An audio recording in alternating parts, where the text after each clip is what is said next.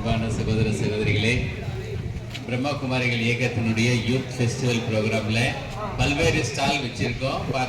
பாருங்க உங்களுடைய எதிர்கால நலனை நோக்கி பல்வேறு நிகழ்ச்சிகள், அதில் விளையாட்டுகள் கூட இருக்குது. உங்களுடைய பர்சனாலிட்டி ட்ரைட்டு டெஸ்ட் பண்ணுறோம்.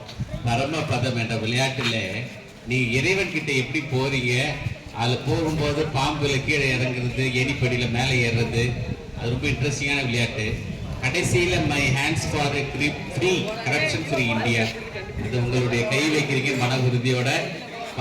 பல்வேறு வண்ணங்களில் அந்த 3 பிளேட்டை எடுத்துகிட்டு வைக்க போகிறீங்க. இந்த ஸ்டால் பல்வேறு ஸ்டால் இங்கே வைக்கப்பட்டிருக்கு ஆரம்பத்து கடைசி வரைக்கும்.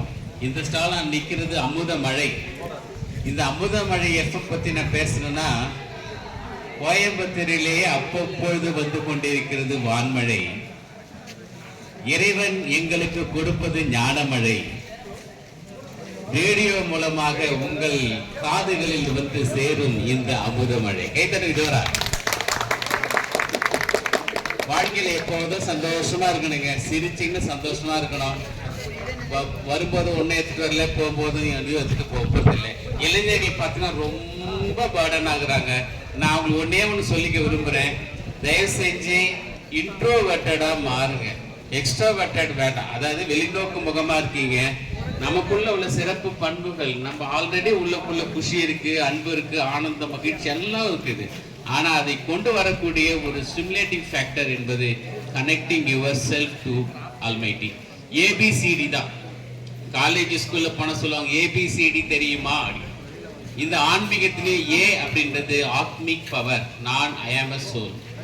பி என்பது benevolent beloved father, அப்பா பாப் அப்படின்னு. Connecting our self C. 4வது டிவைன். டிவைன் என்பது நம்ம மனிதன் என்பது தெய்வமாகலாம். நம்ம கிட்ட இருக்கக்கூடிய குணங்களை மற்றவங்களுக்கு கொடுக்கலாம். அதனால வாய் விட்டு சிரிச்சா நோய் விட்டு போச்சுன்னுவாங்க. What is the longest word தம்பி இன் இங்கிலீஷ் அப்படி கேட்டாராம் வாத்தியார். பையன் பயந்துட்டான். அப்புறம் ஒரு பையன் சொன்னானா ஸ்மைல்ஸ் தானா. வாத்தியாருக்கு புரியல, ஸ்மைல் சின்ன வேர்டு தானே, அது என்ன லாங்கஸ்ட் வேர்டு அப்படின்னாராம். இல்லைங்க, அந்த 2 எஸ்க்கு நடுவில் மைல் இருக்குல்ல, அதனால ஏன்னா ஸ்மைல்ஸ் கோ ஸ்மைல்ஸ். நான் சிரிச்சேன்னா நீங்க சிரிக்கிறீங்க சார், அதனால smile is a longest word அப்படின்னு. அதனால யார் ஒருத்தங்க உள்ளுக்குள்ள மகிழ்ச்சியா இருக்காங்களோ அவங்க ஸ்மைலி ஃபேஸா இருப்பாங்க. இந்த அமிர்த மழையிலும் நேரில் நின்றுட்டு ஸ்மைல் ஃபேஸ் கொடுத்து போட்டோ எடுத்துக்கோங்க. நம்ம பிரவீன் பிரதர் அழகா வீடியோ எடுத்துட்டு இருக்காரு. பல்வேறு நிகழ்ச்சிகள் இருக்குது. விஐபிக்காக வெயிட் பண்றோம். ஒரு டெம்பரரியாக நாங்கள் என்னுடைய ஃபீலிங்ஸ், உணர்வுகளை ஷேர் பண்ணேன். நன்றி, வணக்கம், ஓம் சாந்தி. தேங்க்யூ.